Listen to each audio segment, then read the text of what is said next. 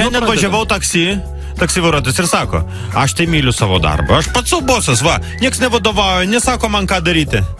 Nu, tada aš sėdėdamas gale ir pasakiau, dabar suk į kairę. Čia dar į automobilistų temą. Ką bendro turi meška ir dizelinis automobilis? Abu žiemą nejuda. Geras. Kas yra baimė? Baimė yra tada, kai troleibusas netyčia užkabina Porsche Cayenne ir pasislepia tarp kiemų.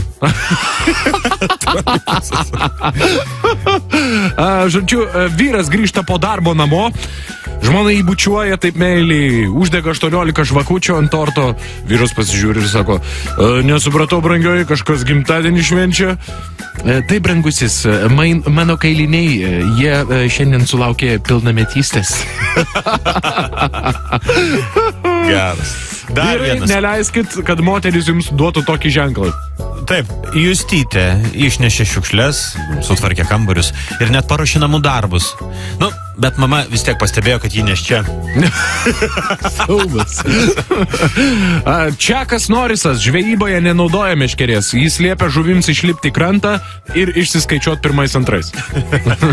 Seniai gerai apie Čeką. Dar vienas. Grįžta vyras namo. Bum! Duris koja atidaro. Žmona!